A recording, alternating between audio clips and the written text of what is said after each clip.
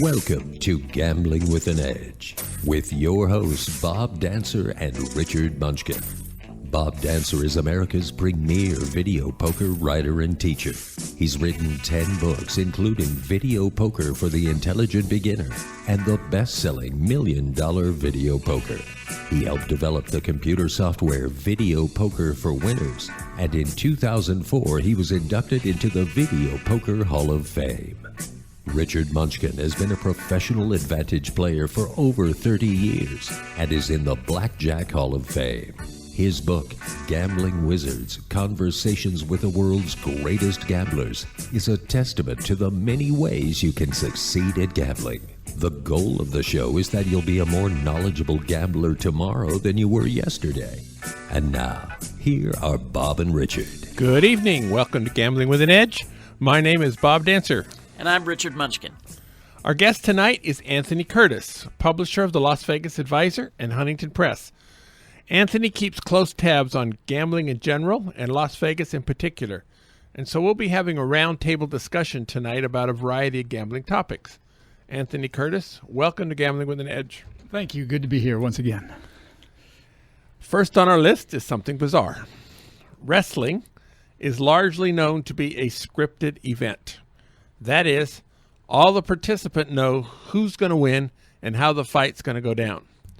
Although wrestling at the Olympic level or collegiate level is a serious event requiring all kinds of strength and athletic skills, wrestling at the commercial level is a joke. Still, the online internet company Bovada accepts bets on WWE's Super Bowl called WrestleMania. This year, the heavy favorite, Undertaker, lost his match to Brock Lesnar, and apparently Bovada took a bath. Richard, what do you make of this? I just was flabbergasted when I read the article. I couldn't believe that they were taking bets on that. And what a surprise that there must have been a lot of people with inside information. I mean, it's just ludicrous for them to take bets on something like that. They say they're willing to do it again. Who knows? Back 30-plus years ago, I remember the Castaways put up odds on Who Shot JR, on the Dallas program. Uh-huh. And before gaming came in and shut them down and, told them you're not allowed to take bets at that time, you're not allowed to take any bets on non-sporting events, it was pretty clear that people in Hollywood were coming out to bet that word had leaked because all the money was going down on whoever it was who actually shot JR. I never watched the show. So. Now, Anthony, many years ago, you were a pretty good wrestler. Do you have any insight into how this event, how this and the betting on this went down? Well, first of all, I mean, the wrestling I did was different. The wrestling I did was, as you said, like Olympic style, collegiate style. The thing to understand is big time wrestling is mostly about theatrics and entertainment. But a lot of these guys are really, really good athletes. I mean, especially in the last 2 decades, a lot of these guys came from the ranks of some collegiate champions and even some Olympic talent. So you get some really, really good guys there. But yes, it is scripted. And as far as the Bovada thing goes, I'm certain that they just wrote it off to advertising. And the maximum bet on that was either $50 or $100. So you could only get down so much. And they're like, how much can we actually lose on this? I mean, how many people with inside information are going to get 100 of their friends and beat us for a little bit of money, 10 grand, whatever, and it's worth the advertising? Because I've seen this story all over the place. So once again, brilliant, I would say. Huh. All right. Now, Sheldon Adelson, owner of the Venetian, Palazzo, and some casinos in Asia, his anti-online gaming stance has now reached the U.S. Congress, with South Carolina Senator Lindsey Graham introducing a bill to ban online gambling. Is this something to worry about? Well, the meta question is, why don't you ask the better question, and then we can answer that one? No, the meta question. The meta question. The meta question. The fact that you can. It's the beta question. Yeah, the fact that you can buy a senator so easily. Yes, that I think is something we all ought to be worried about. But the actual bill, no, I I think we're going to have internet gambling nationwide in, 5 years, maybe quicker. Yeah, I don't think this can be stopped. Adelson, he has a lot of money certainly, but it's already been proven he wanted a Republican in the White House, and he tried, and all of his money and all the king's men, couldn't stop Obama from winning again. And I just think that it's going to. There's some interesting things. I've seen this one ad. Have you seen this ad? It's on right now, where it says, essentially it's saying that Angry Birds is a gateway to gambling addiction. Oh, yeah. And it's got the little kid playing Angry Birds, and he's like, I found my dad's account, and now I'm playing for real money, and roulette is really cool, and poker's the best. And, it's actually pretty compelling, because at the end he goes, it's all on credit cards, and so we can pay it back later, right? And, I mean, it's pretty compelling, but I think it's good. People can hear both sides, but can you stop this tidal wave? No, there's no way. I don't think there's anything to be worried about for people who want online gambling to become a reality. All right. Richard, last week you said after the show you were going to take a ride on the new Ferris wheel at the Quad. Did you get that ride, and did you have a good time? I did get the ride. I had to come back this week to do it. So I went yesterday about 2 o'clock in the afternoon. It was empty. I mean, empty. There was nobody. There was one couple that went through at the same time as we did, but I could see into the cars, as they were coming through before we got on, and nobody was getting off. And so it was basically me, my wife, my son, and one older couple. It takes 30 minutes. My son's one-word review was boring. Of course, he's a teenager, so, they don't get enthused about a lot. The one thing that was really surprised, I put a bunch of photographs up on my site of it, but the one thing that really surprised me was, as we were going up, at one point, they have some guy on a video monitor blathering away. And at one point he said, we're now 420 feet up. That's 420. So you know what that means. We're high. And I thought, and I was really kind of shocked. I mean, I laughed, but I also thought, wow, marijuana has gone so mainstream that corporate America is willing to make jokes like that. And I also thought it's really kind of a perfect joke, because the people who get it are going to chuckle, and the people who don't are not going to be offended by it because they will have no idea what it means. Wow. So for those of you who don't, you can Google just the number 420, and, it's basically sort of a code word for smoking pot. I would not have gotten that joke, but okay. And I'm not offended. Yeah. Anthony, have you been on this yet, or do you plan to? I haven't been on it yet, and I certainly plan to. All I can comment on this is myself, Mr. Know-It-All, is apparently going in the wrong direction on this one. I was sure it was gonna be great. I was sure it was gonna be packed right from the start. Not necessarily from the start, but I would still lay my bets that it's going to be a success. I mean, and I base that on going to London and seeing the London Eye, and the lines there and such. I have to say, I rode the one in Chicago, and now this was 15 years ago. I don't know if they've changed it. When I rode it, it was open air, and we rode it in December. So I was with my son who wanted to do it, and we froze our tails off. But the big difference to me was, in Chicago, there was a ton of history and stuff that they were telling you about while you rode it and pointing out, points of interest, whereas this really had none of that. I'm trying to remember when I rode the Eye in London. I'm not sure there was that much commentary, but of course it's right on the river and it's overlooking everything. And if you're with a local there, they can point out where all the different London landmarks are. It's pretty cool. It might just take some time to catch on. I was certain that this was going to just throw money like crazy. I thought it was going to go crazy. It might. We'll see. For people who've never been here, I think they'll ride it. If you are going to ride it, I would recommend going at sunset. I think that's really the key time to try to do it.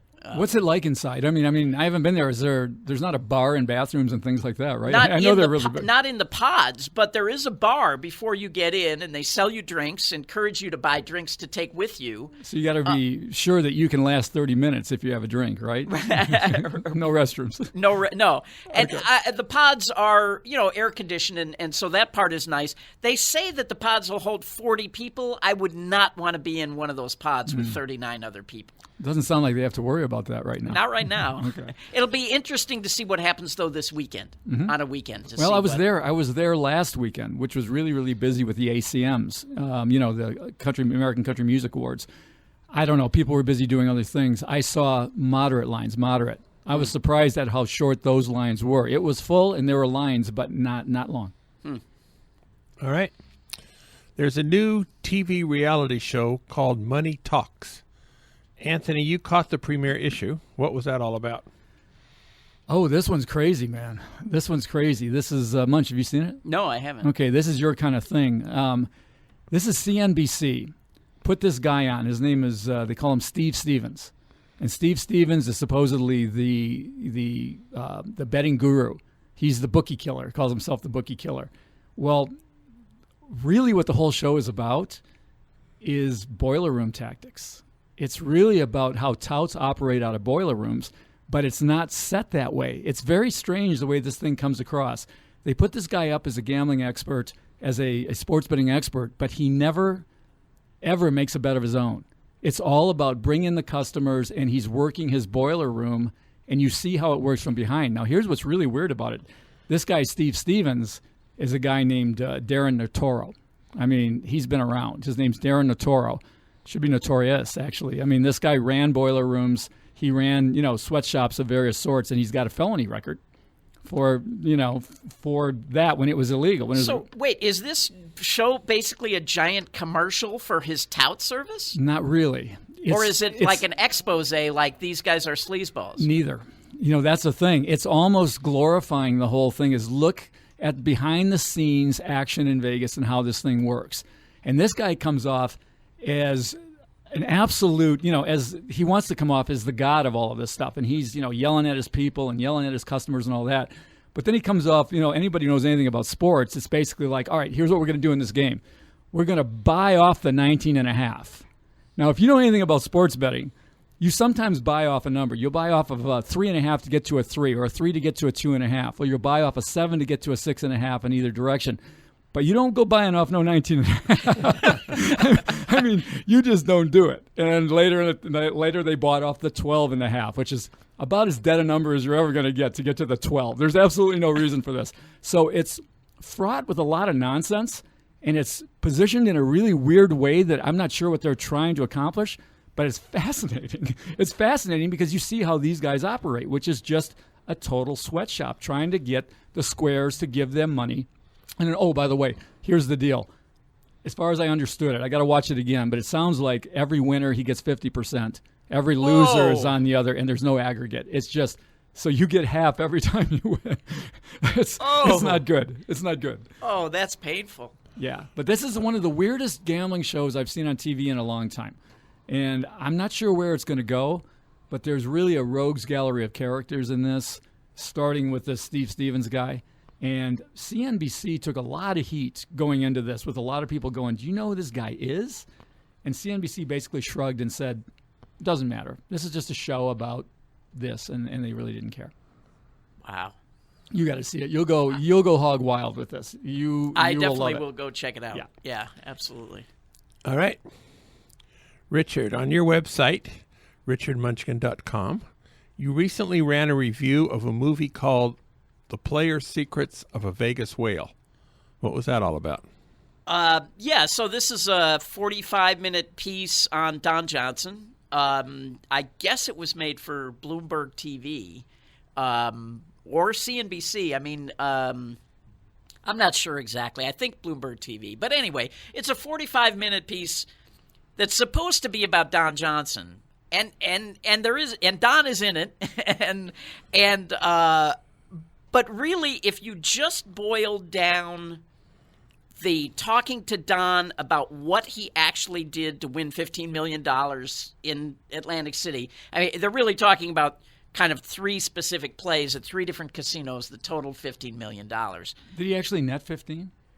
On those particular 3 plays. Okay, so that wasn't his full net for the whole thing. My understanding is his real net was far, far higher. Higher? Far higher over a period of time. Yeah. Interesting. That's my understanding. But anyway, maybe that takes up between 5 and 10 minutes of this 45. So there's all this other stuff. And actually for me, that was kind of the more interesting stuff because I kind of knew more about the Don Johnson story than they did. But so there's all this stuff about how the recession impacted Las Vegas and what's happening now, and they mentioned the Echelon and that Genting has bought it. There are interviews with Steve Wynn and Loveman and Mirren from the MGM. One of the craziest things, though, is Trish Regan says to Gary Loveman when they're interviewing him. Gary Loveman being the CEO of Caesars Entertainment. Of Caesars Entertainment, right. She says to him, he says he's barred. Is it just because he's too good? And Gary Loveman says, neither could we or would we bar you as a player. And I just started laughing. I can't think of a company that has more lawsuits from players that were handcuffed and detained and, But that was Atlantic City. The lawsuit. But they bar people in Atlantic City now, too, all the time. I mean, what they do is, they'll say you're drunk and disorderly or, you raised your voice, you're belligerent. They'll just make up reasons to bar you. And so they are barring people in Atlantic City. It's really kind of a shame because in the early days, Atlantic City had a gaming control presence in every casino. There was an office there, and they actually had some teeth. And now that's all gone. There's nobody in the booth in the casinos, and you can try to call them, and maybe you'll hear back, and maybe you won't. They can't afford to pay them there anymore. Yeah, I mean, it's really bad in Atlantic City. It's just the numbers there are just spiraling down out of control, and I haven't been there in a long time. I used to go there a lot. Because they had great tournaments. So when I was playing the tournaments circuit, I would go there and we'd play $1 million tournaments at the Taj and $1 million tournaments, $500,000 tournaments at the Trop. And Atlantic City had a bad rep, but it was a fun place to go because there was stuff behind the boardwalk if you knew where to go. It was fun. And it was still a happening and vibrant city, but they've just been crushed by, Pennsylvania and competition all around them. It began with Connecticut, and then Pennsylvania was just a death knell for them, and it's really tough out there. And Maryland, and Maryland the online gambling that they have really hasn't been anywhere near as good as what they were hoping for. Big disappointment in online gambling, right down the right around the horn, everywhere. In obviously in Nevada too, Delaware is hardly a blip. Some people are bailing on it already with their predictions of what it's going to do. I'm kind of looking at it like the high roller. I still think it's going to be good. It's just going to take some time. All right, Anthony, this Sunday, something special is happening at LVA. What's that? LVA is going to be, I wasn't ready for this. Hold on. We're going to do our third month in a row, something we call Sunday Funday, which is our free poker tournament. Last time I was on, we were just getting our social casino up, and we play poker every day in tournaments, which is a little different from what you find in some of the other social sites, which are all over the place right now. But we play tournaments for real prizes, which is allowed. As long as you don't have to put up money, we can do that. And that reminds me, I won the blackjack tournament the other day, but all I won was free chips. Oh, you only won free chips. Well, we do. Yeah, we have free chip. We have tournaments where you play against each other for chips, but we also have for prizes. Once a month, we have a big tournament where we give away $500 or $600 worth of stuff, and we're doing it this Sunday at noon Pacific time, 3:00 Eastern time. The prizes, everybody who goes to the final table gets a prize, and here they are. First prize gets $100 cash. Now, you're not going to get rich on this stuff, but I'm just telling you, it's all free. $100 cash. Second prize gets a full LVA membership with all the coupons and everything else. Third gets what we call a suite of 4 poker books. This is like kill Phil, kill everyone, decide to play great poker. Razor's Edge. Razor's Edge. Yeah, there's $140 worth of poker books. And we go on all the way down to 9th place on the final table. You get a $15 Amazon gift card. Anybody who knocks me out, there's going to be a bounty on me, is going to get our book, The Art of Gambling, which is signed by both authors, which rarely happens because I've signed a lot of them. The lead author was my father. Most people know Art Flowers, and he's also signed this. So there are not many signed by both of us. So whoever knocks me out will get that. It comes out to about $615 in prizes.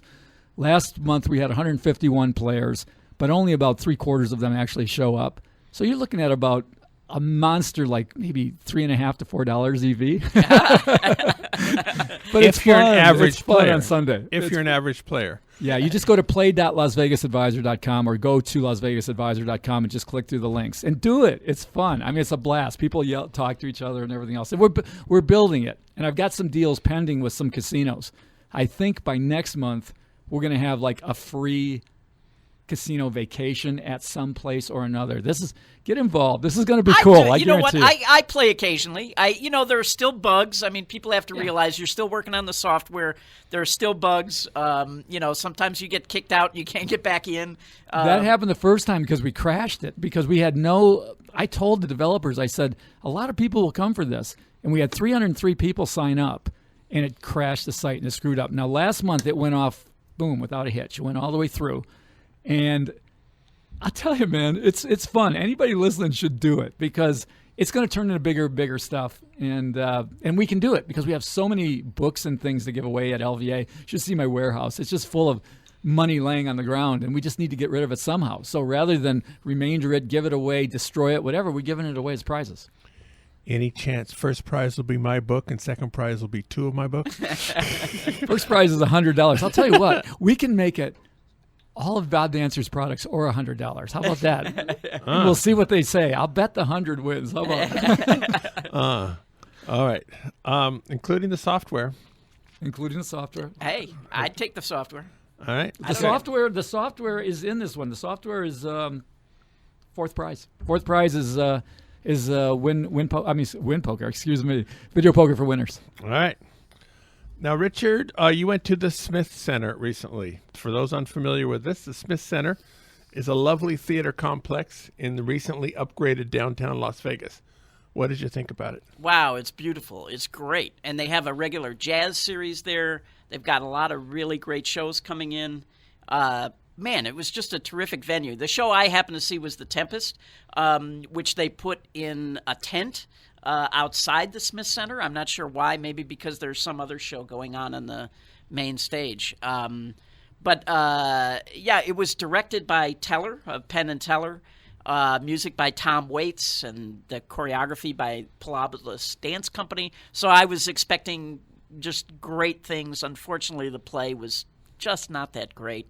The Tempest, the lead character is a magician, a wizard, really. So there's a lot of magic in the play, and because Teller was the director, there's real magic in the play, and some of that was pretty cool.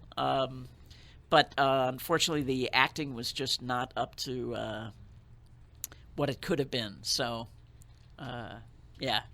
So I loved the evening. I loved the venue. I will go back there a lot. This particular play, I'm sorry, I can't recommend it more highly to the listeners. Yeah, the downtown Vegas, for those of you who haven't been there in a couple of years, it's hard to recognize it. It's really revitalized. Yeah. I have to say, before we went to the play, when I lived here 35 years ago, I used to go eat at this little place on 4th Street downtown called Chicago Joe's. It's this little Italian restaurant, and it's still there, and it's in a house on 4th Street, almost to Charleston. And so we went there last night. The food was really good. Yep. But, Chicago Joe's was in the Las Vegas Advisor every month we do something called Local Corner. And 2 issues ago, Chicago Joe's was the local corner. And after all these years we've been doing Local Corner, for some reason it took us that long to get around to Chicago Joe's. It was fantastic. I hadn't eaten there, I hate to admit, and I was stunned at how good it was, how cool it was sitting in that little house and eating. I would recommend, I don't know if you tried it, the escargot. The mushroom cap escargot is as good as I've had in town for something like $8.95. And the only thing you got to know about Chicago Joe's that's bad is there's no bar with TVs. So if you want to watch a game or something, don't go there. Yeah. But if you don't want to do any of that, you don't have to worry. It is a really great place to eat in Vegas. Yeah. All right. There were a couple big name deaths in gambling deaths this past week. Danny Robeson was a extremely good poker player, especially 7-card stud. Won at least one World Series of Poker bracelet. Kind of a partner of Chip Reese. When I looked on YouTube.com and put his name in, well, a guy by the same name plays basketball, so you had to look for the one that was Las Vegas. But there's this really cute video about him and Puggy Pearson going at it. It's real, and Robeson is a bundle of energy in this video, and fast talking, and really quite an interesting character. I didn't know Danny. I met him a couple of times, but didn't really know him. But there were tons and tons of stories about Danny. Some of them in my book, Gambling Wizards. Yeah. In the Chip Reese interview, he talks about Danny a lot because they were partners when they first moved to town. I'll take over there because he doesn't want, Richard doesn't want to talk about his own book. But there are some really, really good stories in Gambling Wizards about Danny Robeson. And I had heard of him when I came to town. I had heard of him. And he was the, what was he, low ball expert or whatever it was? Seven stud, was it? Okay, that was his game. He was like, in those days there used to be specialists. And now everybody wants to play everything and everything's hold'em, But he was a specialist at that, and he had a great reputation. But I never met him, and I never knew anything about him. Then when Richard brought his manuscript to Huntington Press and we published it, of course I got to read it all. And there's some really interesting stuff about him in Richard's book. And apparently this guy was something else. And he was very revered in the poker world. So it's pretty big news in the poker world, him dying. Mm. The other one, you want me to tell you about the other one? Yeah, right. Denny Mason. Denny Mason. I found this out yesterday. There's a guy named there was a guy named Denny Mason who was as Vegas gets. I mean, this was a Kentucky guy, bookmaker in Kentucky, small-time bookmaker, came to Vegas, hit it huge in the boiler room business, in telemarketing. His offices were right around the corner, essentially, from where a place called the Tap House is. The Tap House is a legendary bar on Charleston, run by a guy named Jimmy Gerard, who comes from the business back in Cleveland. And everybody used to hang out there, including Denny Mason. And Denny flew so high back in the 80s. It was huge. And I would go there, and I was just coming up in the business, and Denny was the man at the Tap House and all around town until the telemarketing, the crush came down on them from law. And a lot of these guys got in a lot of trouble, and he got in a bunch of trouble. And Denny went from the heights to the absolute bottom. But Denny was an inveterate gambler. He just would gamble on absolutely anything. And everybody in town right now, I've been talking to a lot of street guys over the last couple of days. You hear about Denny, everybody knows.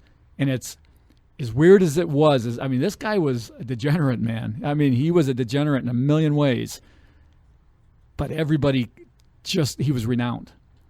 So, this is one of the most legendary street guys. And here's something. We talked earlier about that show, Money Talks.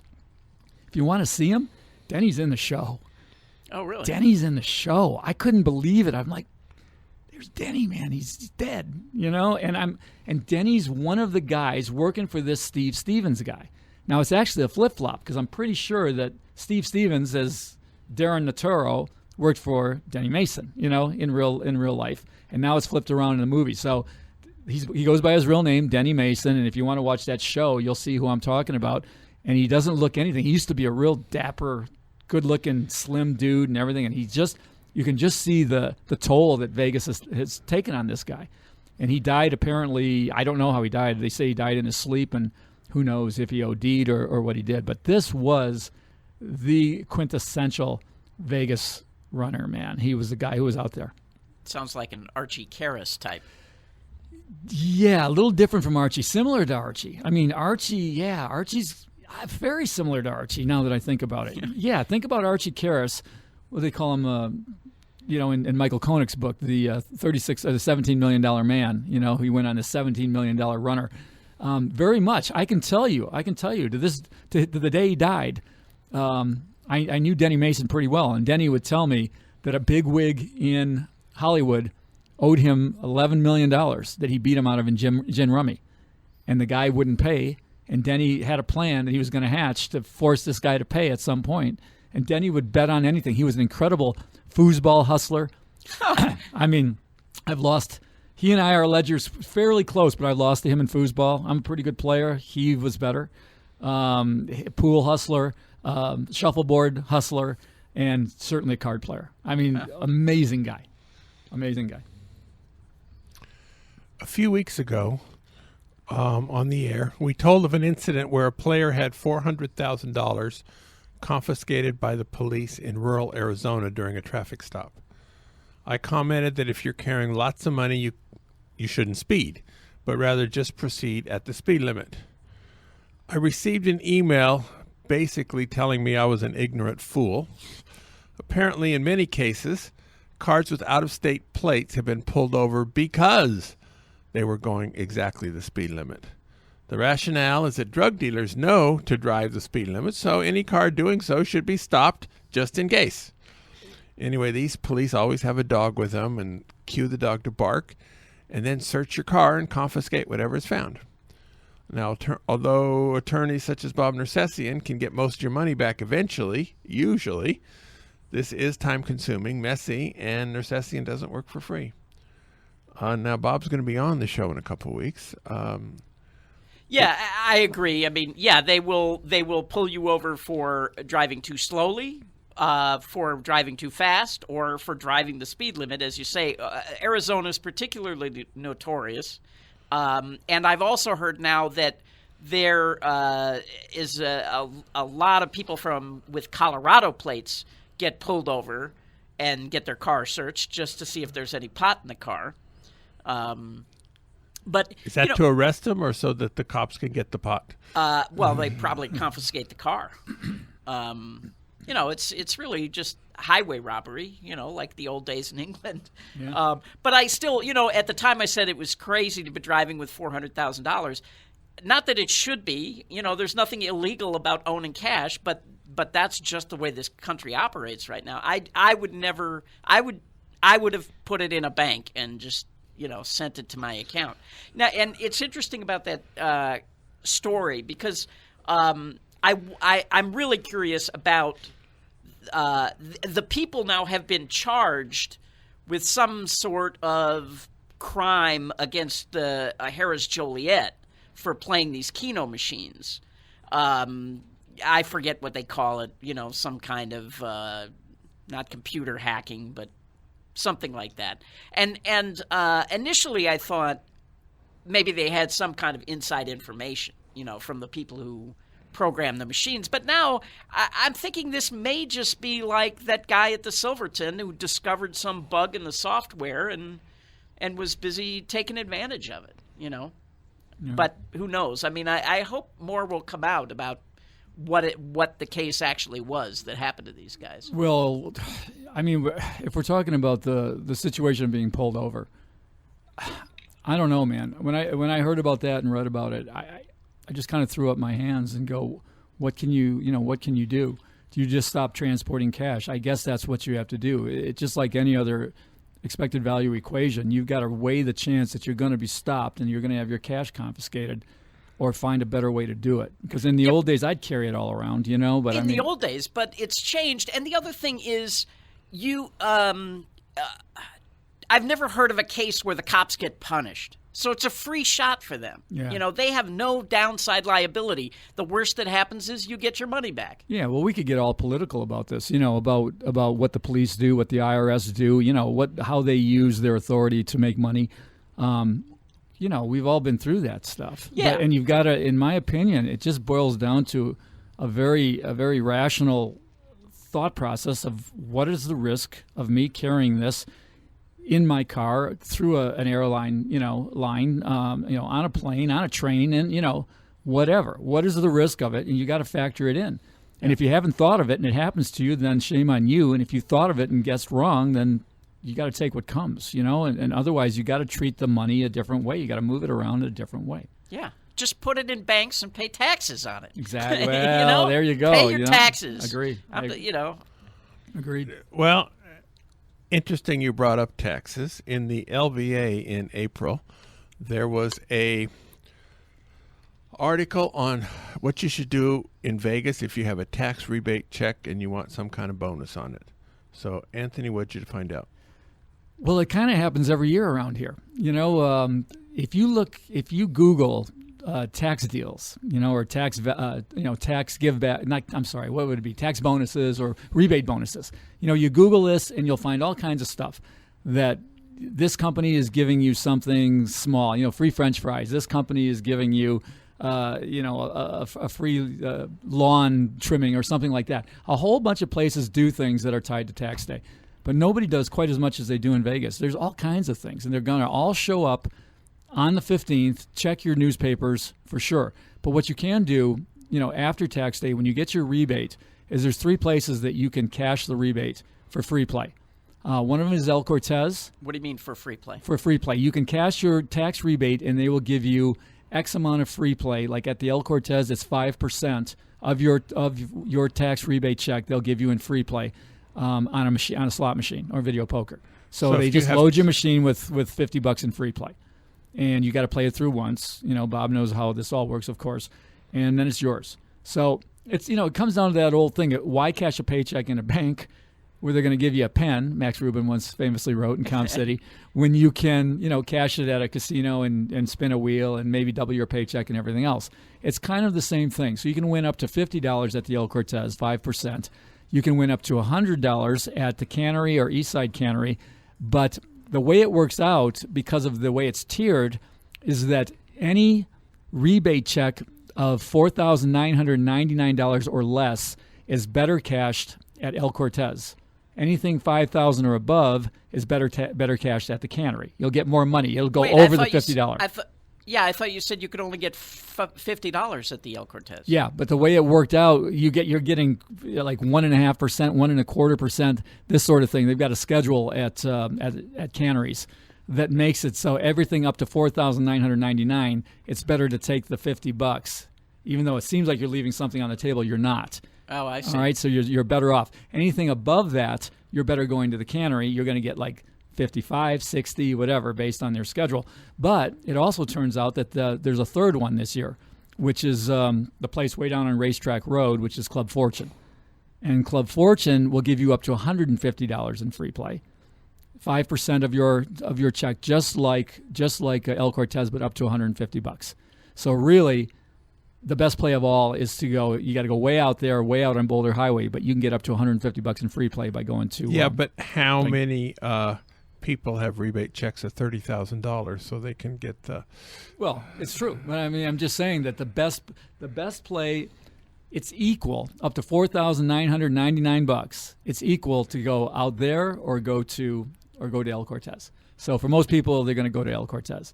But if somehow the numbers aren't working for me, but so I gather it's not a straight 5%. It's some graduated scale. Yeah. Okay. Yeah, that makes more sense. There's your scale right there. I mean, since they can't see it on the radio, here's how it works at the Cannery.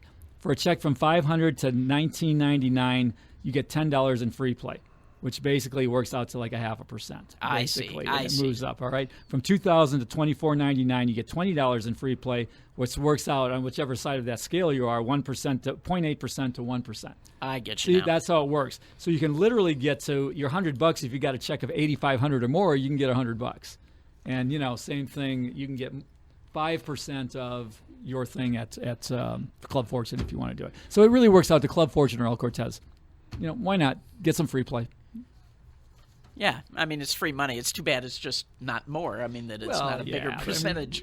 Well, El Cortez has done this for a long time. They'll give you 5% of, your paycheck cashing. I mean, all government checks, not paycheck cash, of all government checks. So anything you're getting, people on fixed incomes and things can always take it down there and get 5% at El Cortez. So you do that enough, you do it every 2 weeks or something, it adds up. It adds up for people on fixed incomes. It's a pretty good deal. Yeah.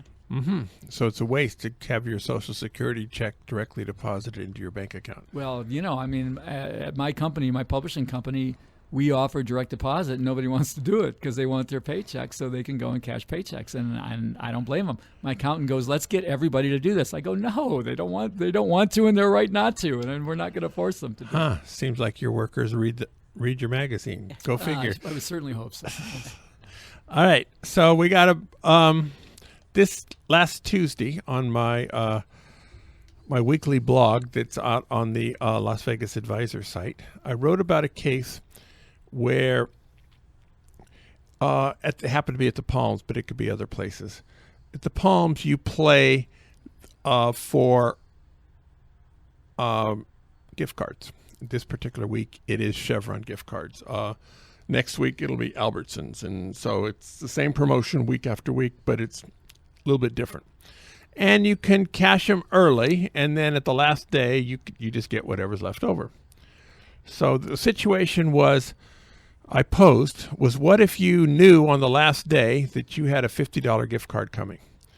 But when you got up there, one of their workers was arithmetically challenged and said, you have a $150 gift card. So I posed, how many people would take that extra $100 gift card that clearly the casino management didn't want you to have? So my out-of-the-air guess was 70% of people would take the extra $100, and I have no scientific backing on that. But that was my guess. Then I went on to say, how would your answer different if in earning those gift cards you lost $1,000? Would you take the extra $100 then? Or another situation is, even if you broke even, if you had to stand in line for 45 minutes to get that gift card, would you take that gift card, that extra $100 gift card then? So I'm assuming most of us were raised more or less on the golden rule, or the 10 Commandments, thou shalt not steal, some variation of that depending on your upbringing. And this is clearly stealing, but we think most people would do it, and most people, I assume, believe that they're more honest than their other guys are. So that was... it was just things to think about. Richard, you read the article. Yeah. I mean, we're both taking this class, on irrational behavior, and a lot of these kind of issues are coming up, and they've done a lot of different kinds of studies. I find it interesting. The other thing is, I think, in my own case, for example, if the mistake happened in a casino, 100% I'm taking it. If it happened in a locally owned business, 100% I'm not taking it. If it happened in Walmart, I'm taking it. But if it happened in some other business that I like, I'm probably not taking it. Joe's Cafe or... Yeah, Chicago Joe's, restaurant, absolutely, I'm not taking it. So it's just interesting. I mean, we grow up thinking there's right and wrong, but we all have these... I'm not saying my thinking is rational, you know what I mean? But I realize that I have these irrational beliefs about when it's okay and when it's not. I think it sounds like you do what probably most people should do, is you set your own parameters about how you would treat a situation like that. For me, it's always been, what's the nature of the relationship? If it's adversarial, if it's me against the casino, then I would be more likely to say, look, it's every man for himself, and this was a mistake they made, so I'm allowed to capitalize on it. See, I don't see it directly as a stealing maneuver. I haven't put my hand into the till. I've literally I'm more on my game than they are. And I perhaps would keep that in an adversarial relationship. Now, once I've got my rules, nothing would change based on my result. All right, my result to that point. So if I had lost money winning that card, I would not be more apt to do something I wouldn't do otherwise. If I had to stand in line for far too long, then I felt I would take that as a bad decision on my part, and I would not be more likely to make that move. So I think what Richard just said is probably the way I would do it too, is size up each one individually and say, how much are we actually doing battle here? And is this part of the game? Never would I, though, if I didn't feel it was part of the game that they would do it to me, would I cross a line like that. That's just my feeling on it. couple weeks ago on the show, we had Richard Marcus, He'll cross any line. who wrote American Roulette, and he's a confessed cheater, and he's a really good one. And we have received some scathing emails from people who tell us it was a huge mistake to have him on, and that advantage players are not cheaters, and there's this big line, and we crossed it, and we shouldn't have, and blah, blah, blah. By the way, those people are barred from listening to the show, so you know who you are. So for a month, how long should we bar them? Yeah, a month. Good. And if you listen the next time he's on, you're 86, though. All right, good.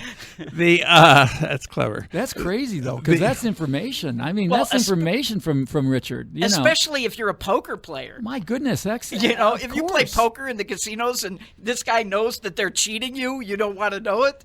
I mean, it just. And I'm the guy who keeps banging this drum, and people, and you're sick of hearing it, Munch, because you've heard me say it over and over. Originally, when advantage play was coined, essentially by Steve Forte, it included everything from legal to illegal methods. Stealing is an advantage play, and it was always part of it, and it's morphed into this thing, into this holier than thou. We don't cheat, we're just advantage players. BS.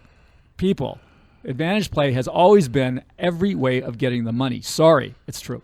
Well, then we need a new term, is what you're saying. We need to come up with a new name for for players that don't do anything illegal. Yeah, something for us guys with the white hats to wear, to use. But what's true, one of the things, this course that Rich and I are taking that I recommended to everybody, is that everybody cheats a little bit. Some cheat a little bit more, but everybody cheats. They did this really fascinating study where I have to try to tell this quickly, but so they did this study where they took college students and they'd have these matrix, 3x3 or 4x4 with these numbers, and your task was to find the two numbers in the matrix that add up to 10, right? And there were like 20 of them. You had 5 minutes to do as many as you could. And so in the first group, the people would come up and they would hand their, sheet to the teacher. Second group, completely separate, they would come to the front and the teacher would say, "How many did you get right?" And they would say 6. And she'd write it down and say, "Just put it in the shredder." And they would put without her ever looking at it, they'd just put it in the shredder. And the third group, and they get $1 for each correct answer they did. Yeah. The third group, they would go to the teacher. She'd say, "How many did you get right?" For every one you get right, you get this plastic token. But you can take this plastic token down the hall and change it for $1, right? Yeah. So the people where the teacher was actually receiving it told the truth, and the real answer was a little over 3. Yeah. The people who were putting them in the shredder claimed to have done 6, and the people getting the plastic tokens claimed to have done 9. Oh, and the plastic token people also put them in the shredder? Yep. Anyway, the shredder didn't really shred them. So they were able to check. Everybody averaged just over 3. Right. But, and so, yeah, everybody cheats a little, and it just made me think about blackjack teams. Yeah, exactly. Well, it's opportunity. If you give them opportunity, then there's going to be more room for that kind of thing. Yeah. Right. And the more removed you are from the actual money, the more people tend to cheat. Interesting. All right. South Point has more than 10,000 games, returning more than 99%. That's more than anybody else has. Saturday, Sunday, and Monday, you play 2,000 video poker points and spin the virtual reel, which is right on your machine. In the first weekend, Bonnie and I each played 3 times for a total of 6 data points. Sometimes we receive free play and sometimes points, which could be converted to free play. Our scores were $7.50 twice, $10 twice, $15, and $75. Now, that averages almost $21 for each $2,000 in play, which means 1%. I suspect the actual number is lower than that. I doubt if we'll hit the $75 prize once every 6 times. But still, to figure out what the thing is worth, you need the data. So I was thinking everybody on VP Free will say, this is what I got, but that hasn't been happening. And on Wednesdays, you earn 2,000 video poker points, and you get a South Point logo polo shirt. The free video poker classes are over for this semester. They will probably begin again at the South Point in the fall. At the Palms, in April, every Friday night, 7 p.m., they have drawings. Each week, $10,000 is given away to 10 winners. You earn 5 times entries Friday and Saturday from 8 to midnight, 2 times entries Sundays and Tuesdays. This month's Play for Prizes used to be called PEW, are the Chevron gas cards. That ends tomorrow, starting Monday. It's Albertsons cards and Walgreens gift cards.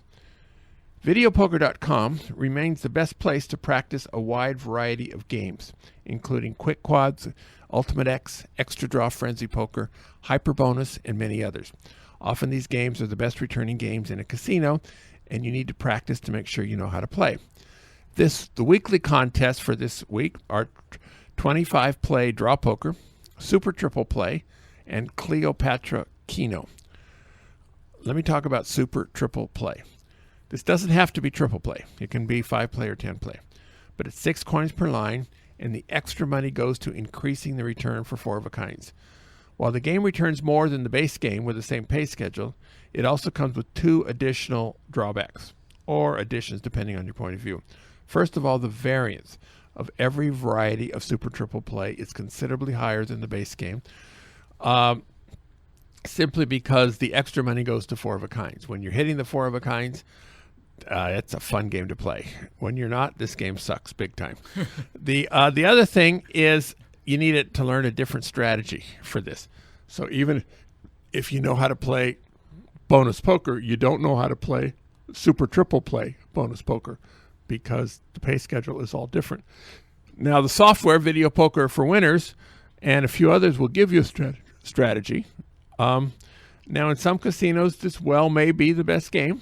And if it is the best game, it might be worth it to put in the extra time. Now, next week, we're going to have a blackjack player.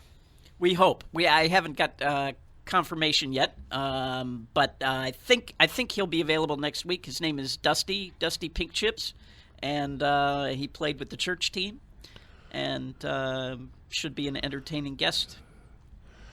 All right. And in 2 weeks is Bob Nersessian, the attorney.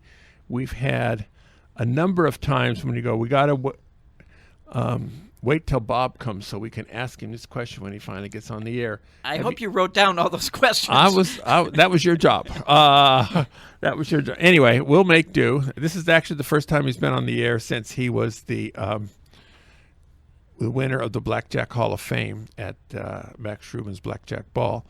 And boy, it's been a long time since he's been on. Yeah, we're going to have to give him a hard time about that.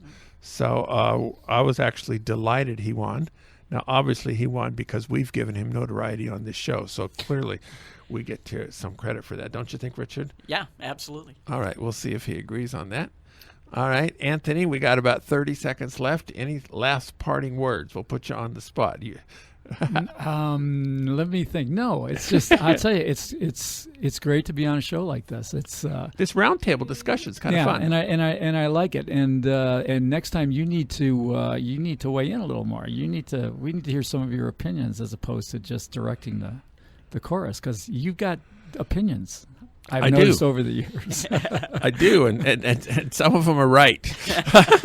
But I'm sure of all of them, even the ones that don't turn out to be right. It's great chat with you guys. Thanks a lot. All right. We're glad to have you here. All right. So you're going to be in town another couple days with you and your son? Actually, I don't think so. I think we're going to take off tomorrow. All right. Good night, everybody. Go out and hit lots of royal flushes. Thank you, Anthony and Richard. Good night. You've been listening to Gambling with an Edge with your hosts Bob Dancer and Richard Munchkin. Subscribe to the show in iTunes, and episodes will be delivered to you automatically every week. Archived versions of past shows may be found at bobdancer.com and richardmunchkin.com. We welcome emails at gamblingwithanedge@gmail.com. Bob Dancer and Richard Munchkin are both available on Facebook and welcome your questions. The sponsors for the show are the South Point Hotel, Casino and Spa, the M Resort, the Palms Casino Resort, and the website videopoker.com. Join us again next week for another Gambling with an Edge.